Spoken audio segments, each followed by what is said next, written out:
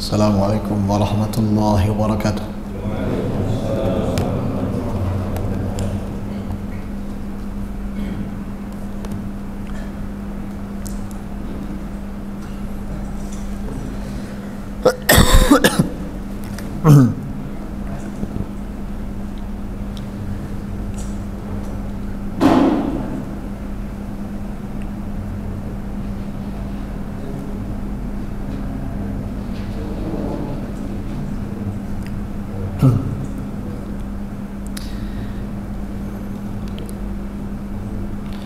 Alhamdulillah hamdan katsiran tayyiban mubarakan fi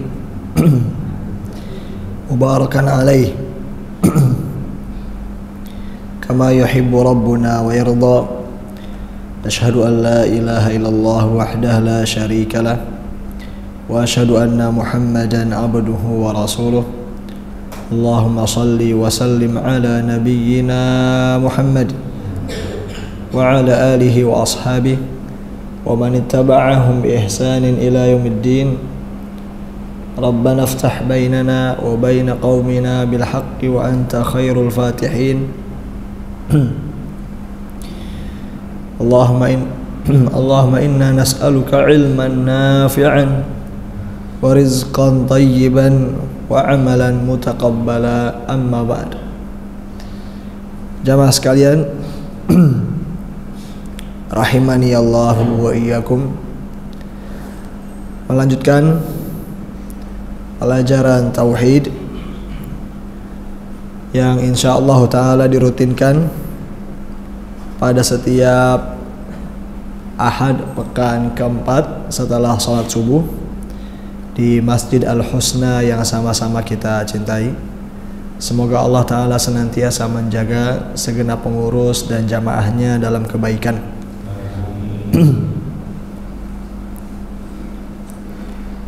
Baik, jamaah sekalian rahimani Allahu wa iyyakum. Melanjutkan bahasan tentang bab seputar al-wala wal bara, berloyalitas dan berlepas diri, dan kita belum selesai darinya. Sedikit mengulas apa yang telah dipelajari tentang al-wala wal bara, berloyalitas dan berlepas diri. Sudah dipelajari bersama pada subbahasan pertama tentang pengertian dari masing-masing istilah tersebut, pengertian al-wala dan juga pengertian al-bara, di mana ya, al-wala sederhananya ialah sikap loyalitas, mencintai, mendukung, membela, itu al-wala ya. Cakupan dari al-wala ialah berloyalitas, mencintai, mendukung, membela, menolong, membantu. Ini al-wala.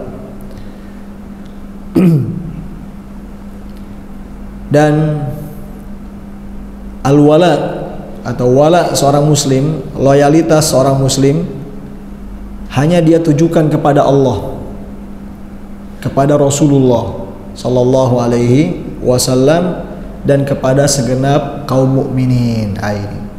Ini walaknya seorang muslim, loyalitasnya seorang muslim hanya dia peruntukan kepada Allah, kepada Rasulnya sallallahu alaihi wasallam, kepada agama Islam, dan juga kepada kaum muslimin, di mana walaknya ini menuntut dia untuk selalu berloyalitas, mencintai, membela, mendukung, menolong, dan membantu apa yang berkaitan dengan ya Allah Subhanahu wa taala. Itu.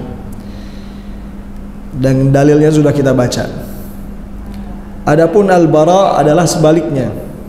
Al-bara adalah sebaliknya, Ya, ketika wala itu mengandung kecintaan, maka bara ini mengandung kebencian. Ya, bara berlepas diri, membenci, tidak setuju, tidak mendukung, tidak membela, tidak membantu, tidak menolong apa-apa yang Allah benci dan Allah murkai. Itu ya, demikian. Sehingga ya, bara ini menuntut seorang muslim untuk memusuhi segala apa yang dimusuhi oleh Allah dan Rasulnya sallallahu alaihi wasallam. Itu bara. Dan kita juga sudah baca dalil-dalilnya. Lalu yang terakhir yang kita pelajari pada bab ini ialah tentang urgensi, tentang urgensi al-wala wal bara. Artinya akidah al-wala wal bara, kepada siapa seseorang berloyalitas dan kepada siapa seseorang berlepas diri, ini memiliki urgensi yang sangat besar dalam Islam. Dan kita sudah sebutkan tiga urgensi diantaranya. Yang pertama ialah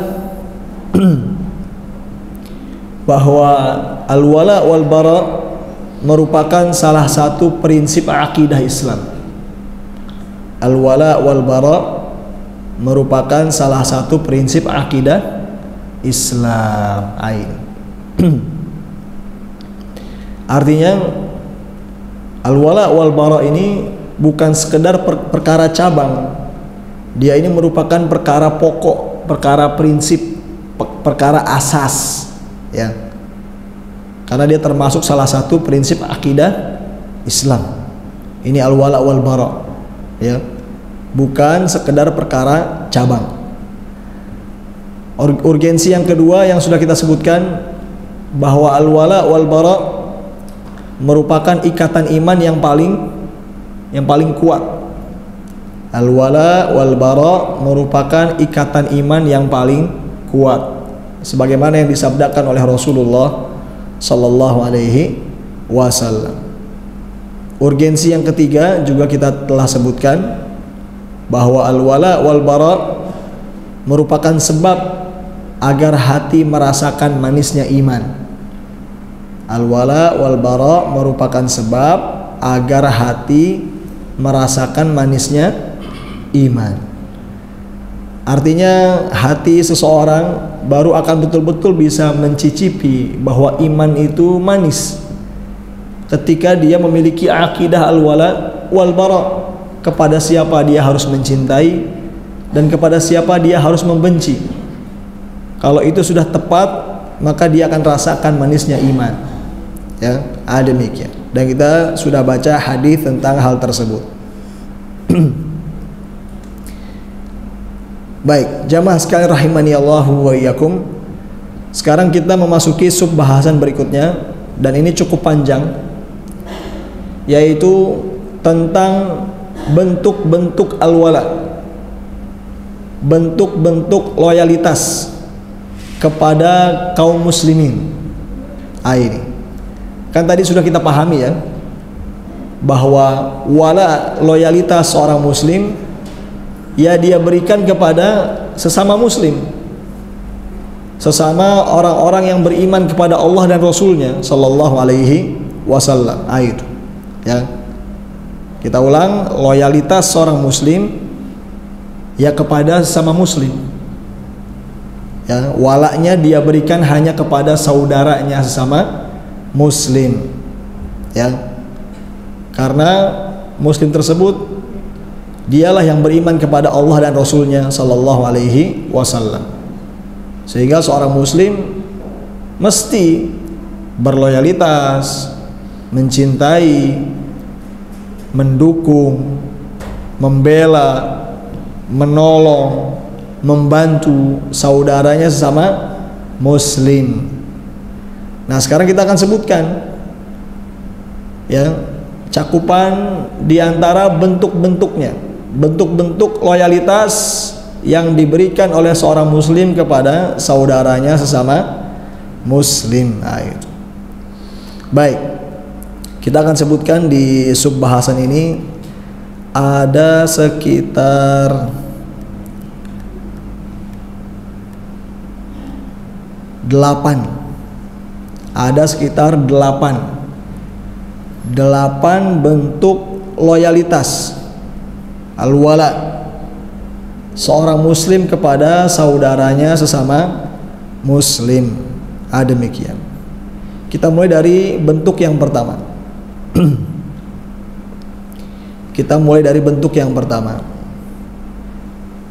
Jamaah sekalian rahimani Allah wa iyyakum, bentuk loyalitas kepada kaum muslimin yang pertama ialah berhijrah dengan cara berpindah dari negeri orang-orang kafir ke negeri kaum muslimin. Yang pertama ialah berhijrah ya, dengan cara berpindah dari negeri orang-orang kafir ke negeri kaum muslimin dalam rangka menyelamatkan agama,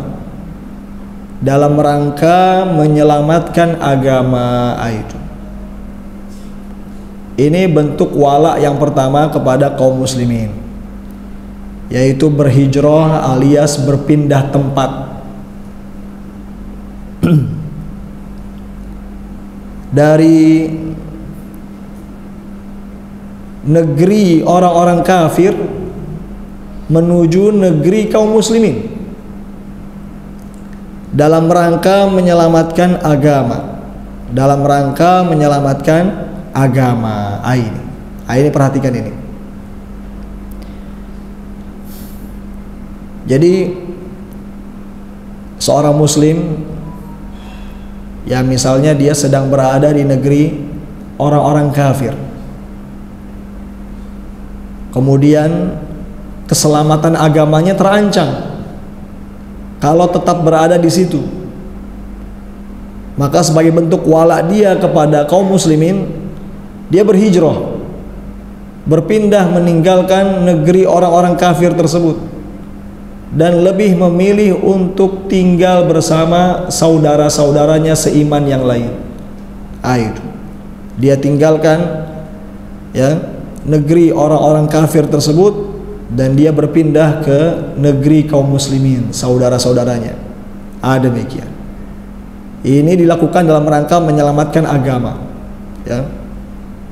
Ketika keselamatan agamanya terancam, apabila tetap berada di situ, maka dia berhijrah meninggalkan negeri orang-orang kafir tersebut untuk berpindah ke negeri kaum muslimin, ke negeri saudara-saudara mereka seiman yang sama-sama beriman kepada Allah dan Rasulnya Sallallahu Alaihi Wasallam. Itu disebutkan oleh para ulama, kewajiban tersebut, kewajiban berhijrah, dikecualikan bagi orang yang tidak mampu berhijrah. Dikecualikan bagi orang yang tidak mampu berhijrah. Artinya seorang muslim yang berada di kondisi ini, yang dia diwajibkan untuk berhijrah, namun ternyata tidak ada kesanggupan dan kemampuan untuk melakukannya, maka kewajiban tersebut gugur darinya. Ini disebutkan oleh para ulama. Atau kondisi lain, orang yang ada maslahat untuk berdakwah di sana. Orang yang ada maslahat untuk berdakwah di sana. Demikian. Ini ya. Jadi tadi kita ulang, kalau seorang muslim berada di negeri orang-orang kafir yang kemudian keselamatan agamanya terancam, terutama akidah, tauhid, yang kalau dia tetap berada di situ akan tergerus akidah dan tauhidnya, bahkan sampai-sampai mengancam ya tergantinya akidah dia, ya itu karena terpengaruh dengan akidahnya orang-orang kafir di tempat tersebut. Maka pada kondisi seperti ini wajib dia untuk berhijrah, berpindah, meninggalkan negeri orang-orang kafir tersebut dan menuju negeri kaum muslimin dalam rangka menyelamatkan agama. Dalam rangka menyelamatkan agama. Karena kalau tidak tadi keselamatan agamanya terancam. Ya. Dan puncak bahayanya ialah menjadi kafir atau menjadi murtad dengan sebab tetap berada di situ. Demikian. Lalu tadi kewajiban tersebut gugur dari seorang muslim yang memang tidak mempunyai kemampuan dan kesanggupan untuk hijrah. Itu. Atau juga gugur kewajiban tersebut dari seorang muslim yang memang punya maslahat dakwah di sana. Tidak mengapa untuk tetap di sana kalau kondisinya seperti ini. Demikian. Itu ya. Adapun dalil yang mendasari hal tersebut bisa dilihat ya di surat An-Nisa ayat 97 sampai 98. An-Nisa 97 sampai 98.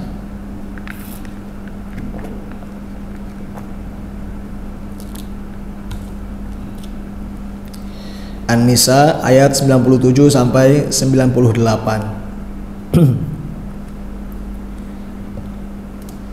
Dalam ayat tersebut Allah Ta'ala berfirman, Innal ladzina tawaffahumul malaikatu zalimi anfusihim. Sesungguhnya orang-orang yang diwafatkan oleh para malaikat dalam kondisi mereka menzalimi diri-diri mereka sendiri. Qalu fima kuntum. Para malaikat bertanya kepada mereka, fima kuntum, bagaimana kalian ini? Qalu kunna mustad'afina fil ardh. Mereka menjawab, kami orang-orang yang tertindas di negeri. Qalu alam takun ardullahi wasi'ah fatuhajiru fiha. Para malaikat mengatakan, bukankah bumi Allah itu luas sehingga kalian dapat berhijrah di bumi tersebut? Lanjut ayat-ayatnya, faulaika ma'wahum jahannam wasa'at masira. Mereka itulah orang-orang yang tempat kembali mereka ialah neraka jahanam, dan neraka jahanam tersebut merupakan sejelek-jelek tempat kembali. Lanjut ayat berikutnya, ayat 98. Allah berfirman, illal mustad'afina minar rijal wan nisa wal wildan wala yastati'una hilatan wala yahtaduna sabilan. Ya, kecuali mereka yang tertindas, baik laki-laki, perempuan, dan anak-anak yang tidak berdaya dan tidak mengetahui jalan untuk berhijrah. Faulaika asallahu ay ya'fu anhum. Maka mereka itu ya mudah-mudahan Allah memaafkannya. Wa kana Allahu 'afuwan ghafura, dan Allah itu Maha Pemaaf lagi Maha Pengampun. Ini.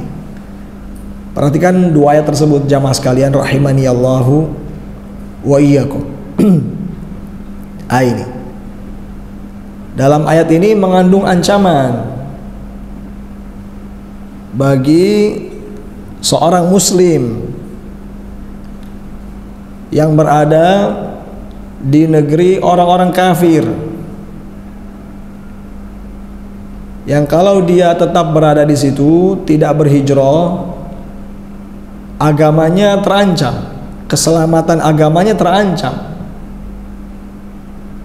Bisa-bisa dia murtad, kafir, keluar dari Islam karena terpengaruh dengan lingkungan yang ada. Kondisinya sudah seperti itu, tapi ternyata dia tidak berhijrah. Padahal ada kesanggupan, ada kemampuan untuk berhijrah. Allah nyatakan dalam ayat tadi, mereka ini diwafatkan dalam kondisi menzalimi diri mereka sendiri. Yang tadi ditegur dan diingkari oleh para malaikat. Ya. Mengapa tidak berhijrah padahal bumi Allah itu luas, dalam rangka lari menyelamatkan agama. Lalu di ujung ayat tadi, ya, Allah katakan mereka itu tempat kembali neraka jahanam. Ini nih. Ini bahayanya nih.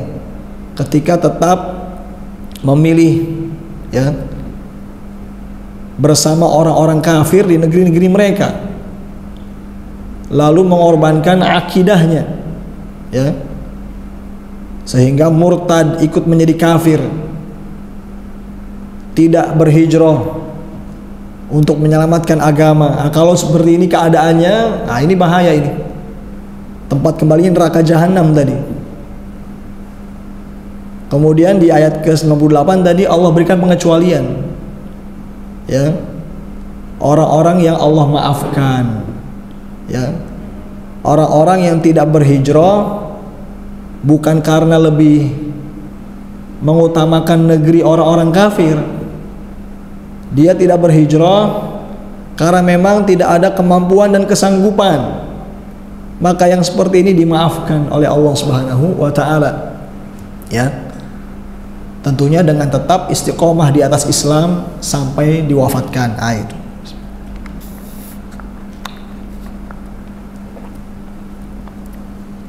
Baik jamaah sekalian rahimani Allah wa iyyakum. Yang masalah tadi, kalau ada seorang muslim sudah jelas-jelas setiap hari keselamatan agamanya terancam karena pengaruhnya sangat kuat di negeri-negeri orang-orang kafir. Bersamaan dengan kondisi seperti itu, malah betah tinggal di situ. Ya. Tidak berhijrah dan merasa tidak masalah dengan akidah yang terkorbankan. Nah, ini yang bahaya ini. Ya. Ini bahaya. Baik. Kalau seandainya akidah al-wala wal bara dia benar, tentu dia akan serius dan bersungguh-sungguh untuk lari menyelamatkan agamanya, ya, untuk bisa tinggal bersama saudara-saudaranya se-Islam. Itu. Baik, jamaah sekalian rahimani Allahu wa iyyakum. Itu yang pertama. Yang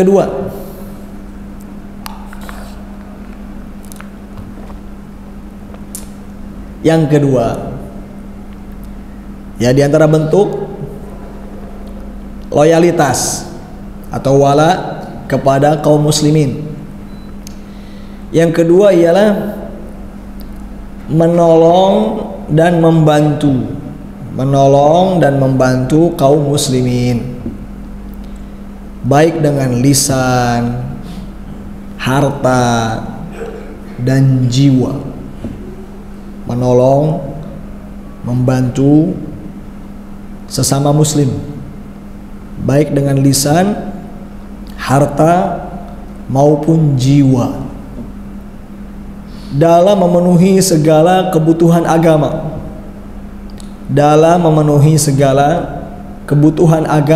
dan dunia mereka.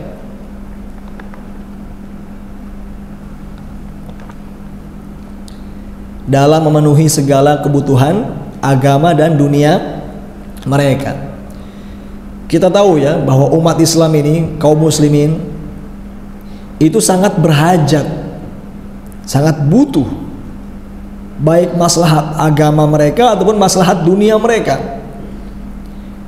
Nah, sebagai seorang muslim hendaknya punya andil, punya peran, meskipun sedikit, meskipun sederhana, untuk turut menolong dan membantu saudara-saudaranya tersebut di dalam memenuhi kebutuhan agama dan dunia mereka sebisa mungkin. Itu. ditolong, dibantu. Nah, apa yang bisa. Perhatikan tadi ya, bukan cuma kebutuhan dunia, tapi juga kebutuhan agama. Kaum muslimin ini sangat butuh untuk dididik, dibimbing, dibina, ditarbiyah. Maka sebagai seorang muslim harus ada kepedulian dengan ya tarbiyah agama bagi saudara-saudaranya. Dia mesti punya perhatian.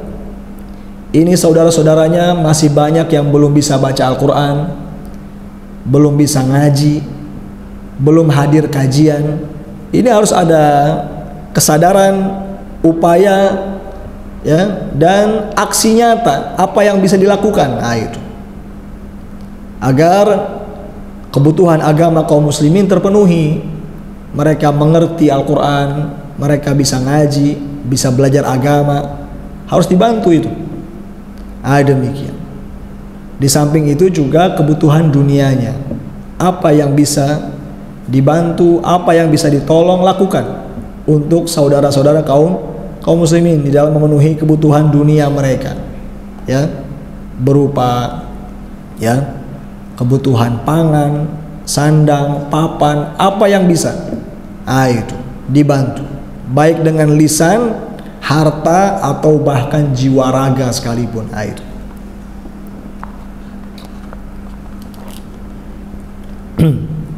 Makanya bahasan akidah al-wala wal bara ini sebetulnya harus terus diulang-ulang untuk mengingatkan seorang muslim tentang kesadaran tersebut, bahwa dia ini hidup di dunia ada saudara-saudaranya se-Islam. Itu yang hendaknya diperhatikan dan tidak dibiarkan. Baik. Adapun dalil yang mendasari hal itu diantaranya hadis yang sahih diriwayatkan oleh Imam Muslim. Baginda Rasul sallallahu alaihi wasallam bersabda. Ini hadis di Sahih Muslim. Beliau bersabda, "Man naffasa 'an mu'minin kurbatan min kurabid dunya, naffasallahu anhu kurbatan min kurabi yaumil qiyamah." Artinya, barang siapa yang menghilangkan suatu kesulitan, ya, barang siapa yang menghilangkan suatu kesulitan seorang mukmin dari kesulitan-kesulitan dunia, niscaya Allah akan hilangkan darinya suatu kesulitan dari kesulitan-kesulitan pada hari kiamat. Lanjut, waman yassara ala mu'sirin yassarallahu alaihi fid dunya wal akhirah. Barang siapa yang memudahkan urusan ya seorang yang sedang kesulitan, niscaya Allah akan mudahkan urusannya di dunia dan di akhirat. Luar biasa. Lanjut, waman satara musliman satarahullahu fid dunya wal akhirah. Barang siapa yang menutupi aib seorang muslim, niscaya Allah akan tutupi aibnya di dunia dan di akhirat. Wallahu fi aunil abdi ma kana al-'abdu fi auni akhihi. Allah akan senantiasa menolong hamba selama hamba tersebut menolong saudaranya. Subhanallah. Ini sabda Nabi sallallahu alaihi wasallam. Indah sekali. Yang kalau direnungi dan diaplikasikan akan terjalin ya di tengah-tengah kaum muslimin ya hubungan yang sangat baik sekali. Ya. Saling membantu, saling menolong, gotong royong. Luar biasa. Tadi itu ya, keutamaan-keutamaannya. Menghilangkan kesulitan seorang muslim, nanti Allah hilangkan kesulitannya di akhirat. Memudahkan urusan seorang muslim, nanti Allah mudahkan urusannya di dunia dan di akhirat. Jadi ternyata ya tips kiat agar diberikan kemudahan dalam urusan hidup itu dengan cara memudahkan urusan orang lain. Ya, itu. Nanti Allah yang balas.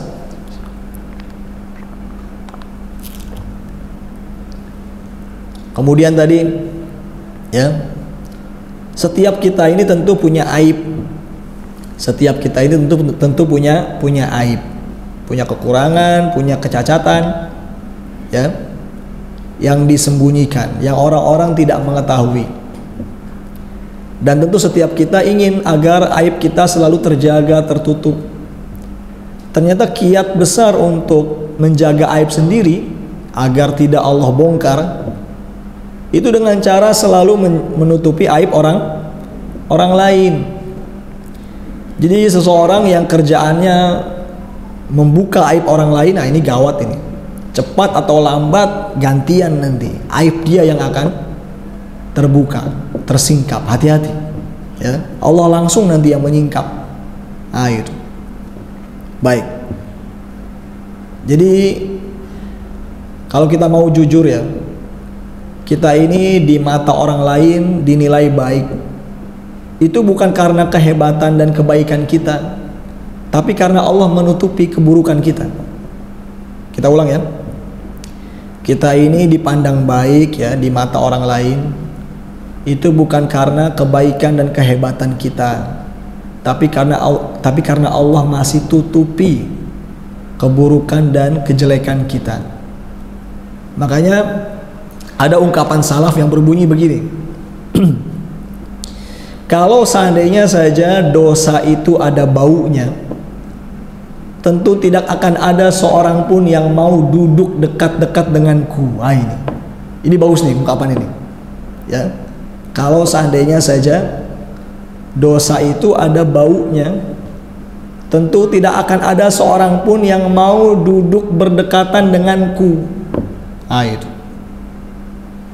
Coba bayangkan ya, kalau seandainya Allah jadikan setiap dosa yang dilakukan itu menimbulkan rasa bau, menimbulkan aroma bau yang bisa dicium oleh hidung.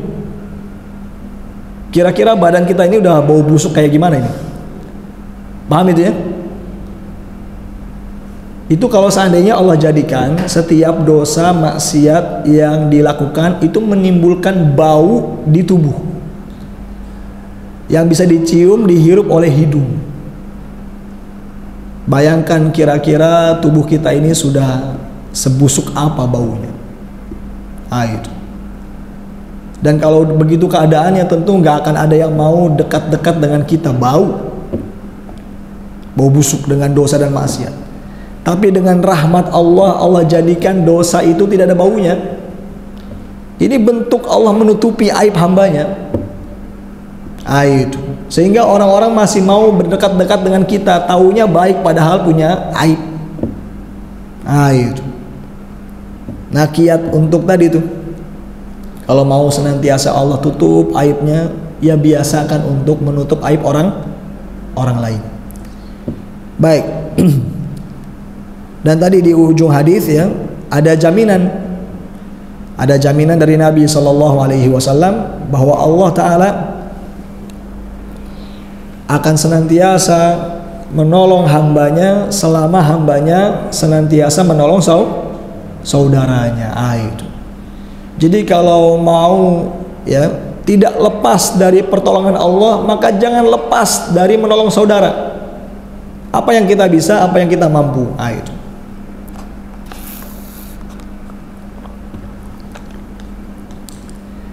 Makanya kami pribadi ya, pada pasca banjir yang kemarin tuh Ramadan ya, kami apresiasi, kami salut ya kepada kawan-kawan di Al Husna ini, luar biasa. Ana lihat itunya ya, liputannya, dokumentasinya, turut membantu ya saudara-saudara, tetangga-tetangga yang terdampak banjir, luar biasa. Itu aksi nyata, itu bukan cuma teori lagi, nyata sudah bantu. Itu apa yang kita bisa. Ini orang kondisi banjir, susah cari makan, kasih makan, luar biasa, dan seterusnya. Maka semoga Allah Ta'ala membalas itu semua dengan kebaikan. Allah ganti dengan yang jauh lebih baik di dunia dan di akhirat ya, dan semoga Allah jadikan sebagai pemberat timbangan kebaikan kelak di akhirat. Nah, baik jamaah sekalian rahimani Allahu wa iyyakum. Yang ketiga ya, bentuk wala yang ketiga. Bentuk wala yang ketiga kepada kaum muslimin ialah turut berduka bila mereka berduka. Ya. Turut berduka bila mereka, yakni kaum muslimin, sedang berduka, dan ikut bahagia jika mereka bahagia. Ini wala ini. Ini wala seorang muslim kepada saudara-saudaranya sesama muslim. Turut berduka bila kaum muslimin sedang berduka, dan ikut bahagia jika kaum muslimin sedang bahagia. Jangan dibalik ya. Jangan dibalik. Ayo. Lanjut, masih nomor 3 juga. Serta setia bersama mereka. Serta setia bersama mereka. yakni setia bersama kaum muslimin dalam kondisi lapang maupun sempit. Dalam kondisi lapang maupun sempit. Ini indah sekali nih. Ya, bentuk wala, loyalitas seorang muslim kepada saudara-saudaranya. Kalau saudara-saudaranya sedang mengalami kedukaan, ya sebagai seorang muslim ikut berduka.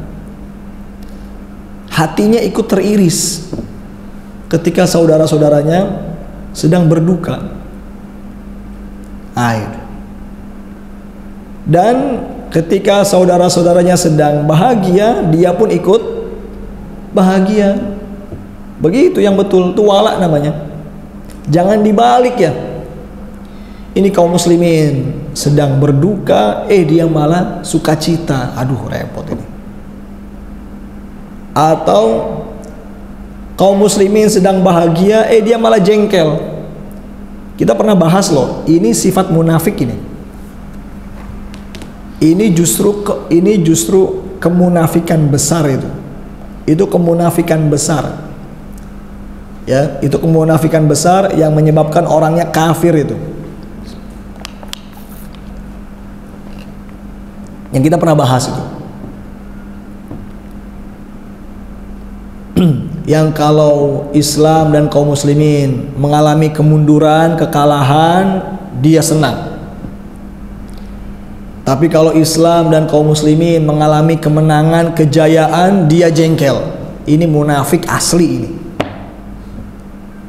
Karena orang mukmin gak akan begitu. Ya, orang mukmin tidak akan begitu. Dia akan sesuai dengan kondisi. Kaum muslimin berduka ya berduka. Kaum muslimin bahagia ya bahagia.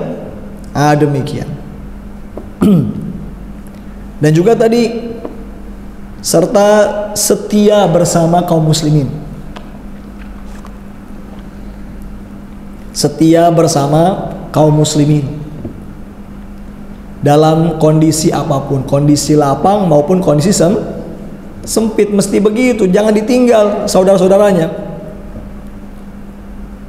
Setia membersamai kaum muslimin baik di kondisi lapang maupun kondisi sempit. Yang tidak setia pengkhianat. Itu. Yang tidak setia apa?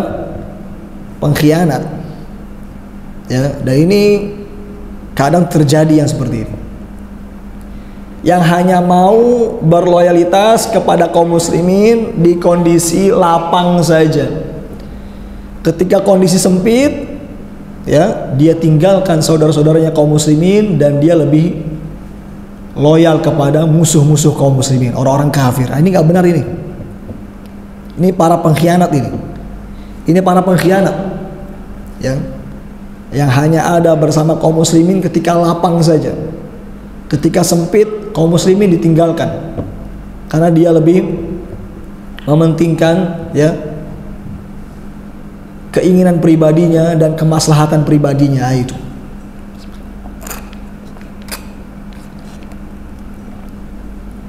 Demikian. Ini repot ini.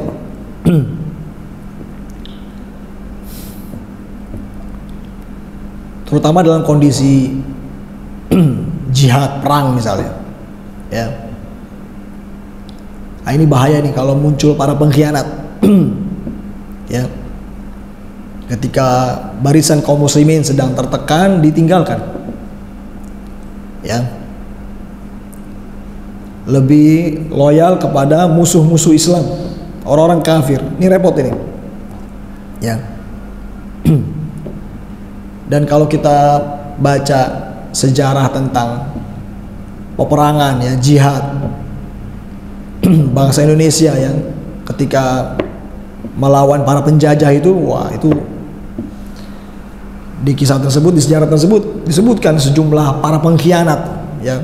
Itu yang menjadi ya para pengkhianat yang justru malah membantu para penjajah untuk menekan kaum muslimin. Ini nggak benar ini ya. Itu al-wala wal baroknya rusak yang seperti itu. Nah,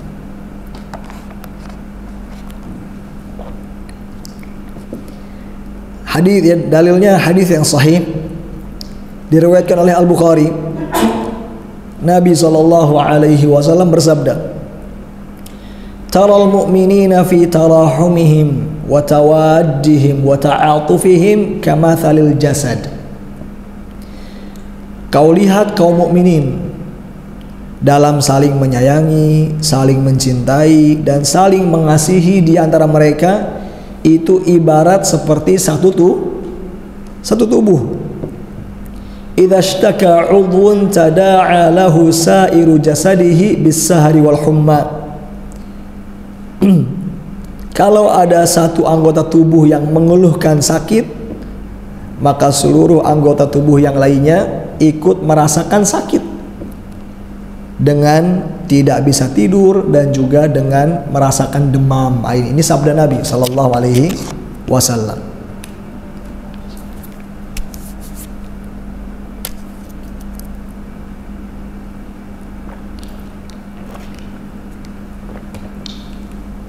Baik, ini idealnya begitu kaum muslimin dengan saudara-saudara mereka.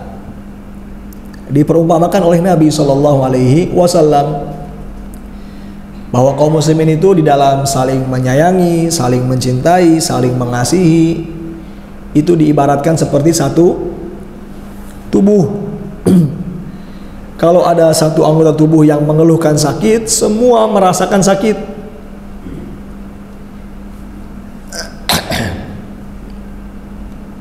Pokoknya kalau ukhuwah Islamiyah belum dihayati, belum diresapi seperti perumpamaan ini, maka akan lemah ukhuwah itu.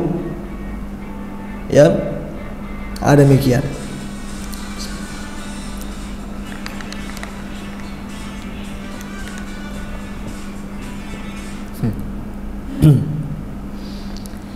Ukhuwah itu baru akan kokoh kalau setiap muslim menyadari perumpamaan ini. Ya, dia tidak bawa dirinya sendiri, dia bawa saudaranya. Itu dia bersama. Kalau ada yang menderita, dia ikut menderita. Demikian, ikut merasakan ya kedukaan tersebut. Ini yang digambarkan oleh Nabi Shallallahu Alaihi Wasallam seperti itu. Jadi ukhuwah Islamiyah ini harus dihayati, diresapi seperti halnya perumpamaan tadi yang disebutkan oleh Nabi Shallallahu Alaihi Wasallam. Tapi kalau ukhuwah di tengah-tengah kaum muslimin masih ya di benaknya masih nafsi-nafsi, ini ya nafsi-nafsi, masing-masing tidak peduli ya dengan kondisi saudaranya, ini yang repot ini, walanya lemah ini ya. Yang betul tidak, bukan masing-masing, kita bersama ini, kita sama-sama menyembah Rob yang satu, kita sama-sama mengikuti Nabi yang satu Sallallahu Alaihi Wasallam. Maka ya yang sama-sama beriman kepada Allah dan Rasulnya Sallallahu Alaihi Wasallam harus diberikan loyalitas. Nah, baik.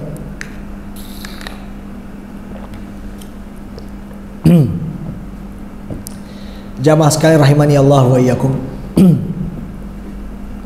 Ini masih semangat atau ngantuk ini?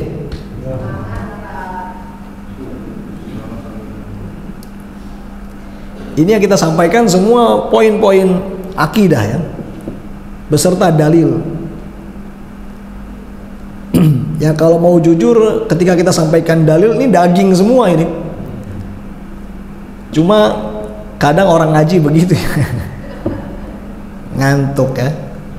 Demikian. Baik.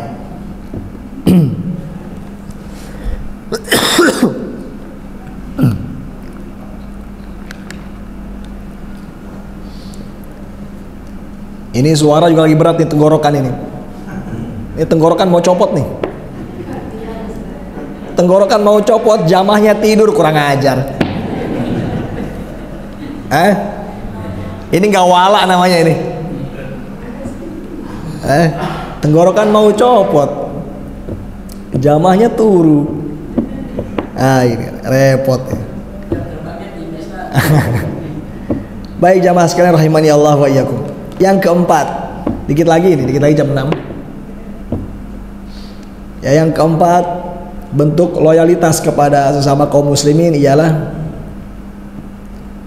menyukai kebaikan, ya, menyukai kebaikan untuk mereka. Menyukai kebaikan untuk mereka. Menyukai kebaikan untuk kaum muslimin dan menghargai hak-hak mereka. Dan menghargai hak-hak mereka. Ini yang keempat ini. Ini bentuk wala ini, loyalitas kepada kaum muslimin. Bahwa seorang muslim harus selalu suka apabila kaum muslimin itu mendapatkan kebaikan. Itu suka, senang itu. Bukan cuma suka, bukan cuma senang, tapi ada upaya bagaimana caranya agar kaum muslimin mendapatkan kebaikan. Itu ya, sesuai dengan kemampuan yang dia miliki. Dan juga tadi yang keempat tadi, menghargai hak-hak mereka. Kaum muslimin itu punya hak, ya. Kaum muslimin itu punya hak-hak yang mesti diperhatikan dan dipenuhi oleh saudaranya sesama muslim. Jangan sembarang ngemplang ya. Ini sesama muslim ini punya hak, ya, yang harus diperhatikan. Dibawakan di sini ada dua hadis ya. Hadis yang pertama, hadis yang sahih diriwayatkan oleh Al-Bukhari dan Muslim. Rasulullah sallallahu alaihi wasallam bersabda, "La yu'minu ahadukum hatta yuhibba li akhihi ma yuhibbu li nafsihi."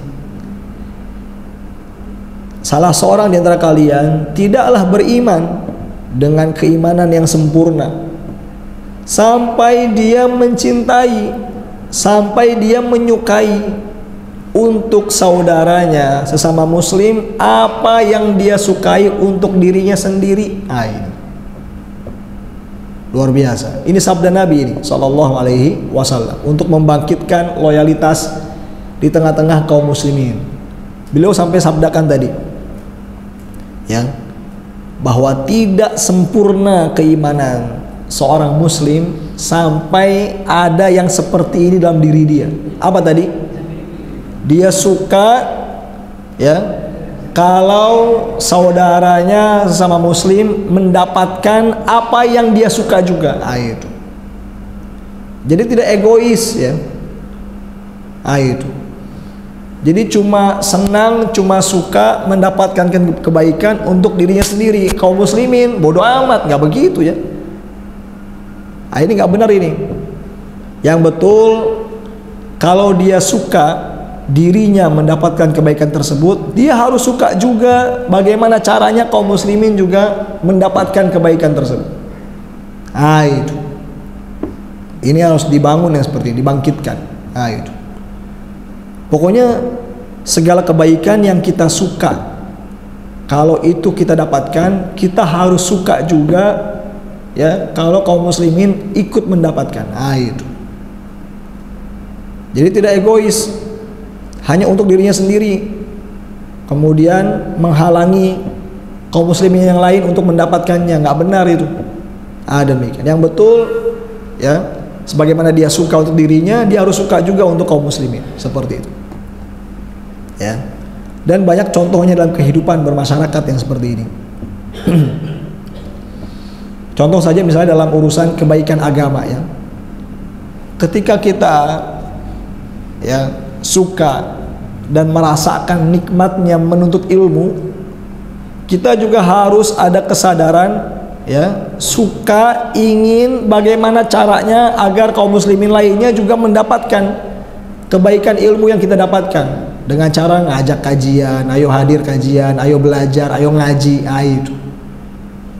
Ya, bukan membiarkan bodoh amat kaum muslimin tersesat, jauh dari agama, nggak begitu, ya. Sebagaimana kita senang ikut kajian, bagaimana caranya agar yang lain juga senang ikut kajian? Itu harus ada upaya dan kesadaran ke sana. Itu sebisa mungkin, semampu kita. Baik.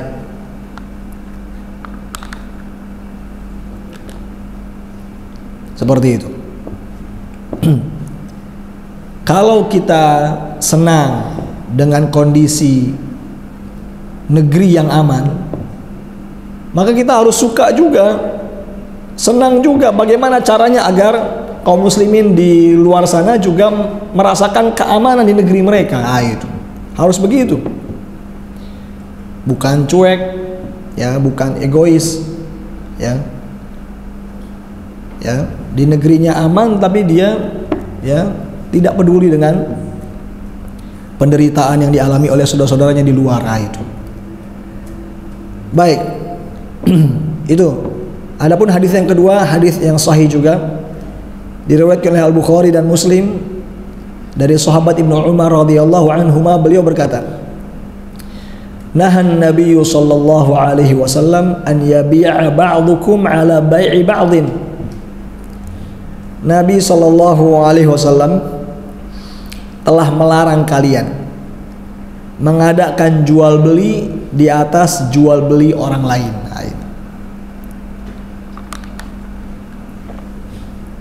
Lanjut, kata Ibnu Umar, wala yakhtuba ar-rajulu ala khitbati akhihi hatta yatruka al-khatibu qablahu aw ya'dhana lahu al-khatib.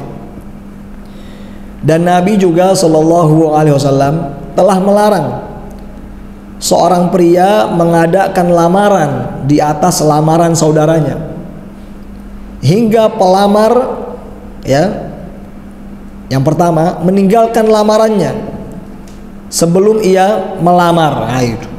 Atau pelamar yang pertama memberi izin kepadanya untuk melamar. Ini berkenaan dengan hak kaum muslimin, luar biasa. Diajarkan oleh Nabi sallallahu alaihi wasallam. Ini hadis-hadis seperti ini bukan tanpa maksud, ya. Ini maksudnya besar sekali untuk membangun ukhuwah, wala loyalitas di tengah umat Islam, sampai diatur oleh Nabi Shallallahu Alaihi Wasallam sisi perasaan kaum muslimin. Itu baik dalam hal jual beli, dalam hal khitbah, melamar tadi untuk menikah, itu diajarkan oleh Nabi Shallallahu Alaihi Wasallam agar menghormati perasaan saudara kaum muslimin. Tadi dilarang oleh Nabi SAW yang pertama, ya, mengadakan jual beli di atas jual beli orang lain. Ya, disebutkan contohnya oleh para ulama, misalnya begini.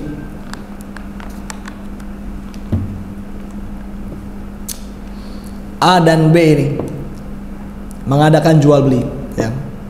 A penjual, B pembeli. Ya. Datang si C kepada si B dengan mengatakan, udah nggak usah beli sama si A, beli aja sama aku. Aku akan berikan barang yang sama, harga lebih murah. Padahal apa tadi? Kurang ajar ini, ya.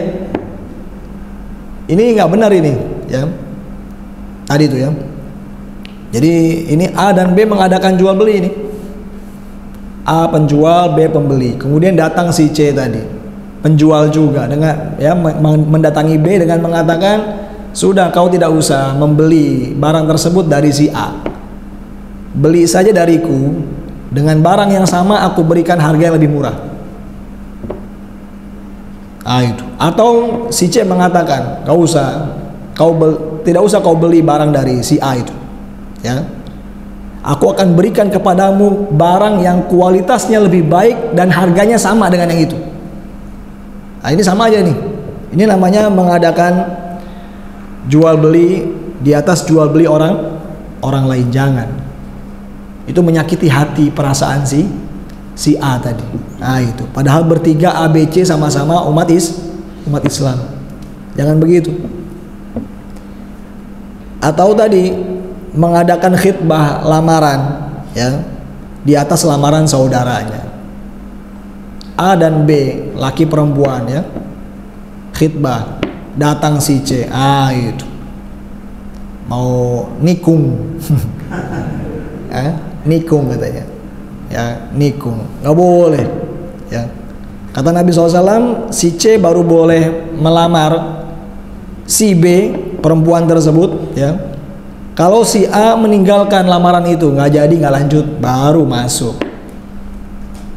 Atau memang A izinkan kepada si C, udah antum aja, anak bisa yang lain. Nah itu, kalau begitu boleh. Tapi kalau nikung sembarangan nggak boleh.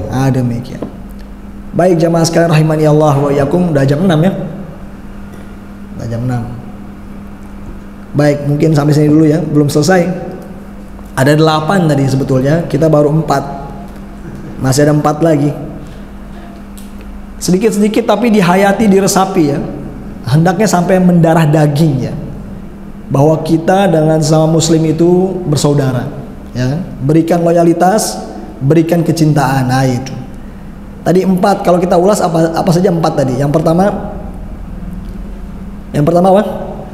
Berhijrah tadi. Berhijrah ya. Dari negeri orang-orang kafir ke negeri kaum muslimin dalam rangka menyelamatkan agama. Yang kedua tadi menolong, membantu kaum muslimin dengan lisan, harta dan jiwa. Ya. Yang ketiga, turut berduka bila mereka berduka dan ikut bahagia bila mereka bahagia. Itu. Yang keempat, menyukai kebaikan untuk kaum muslimin dan menghargai hak-hak mereka. Beres, walhamdulillahi rabbil alamin. Wassallallahu wasallam ala nabiyina Muhammad. Dipersilakan kalau ada yang ingin disampaikan.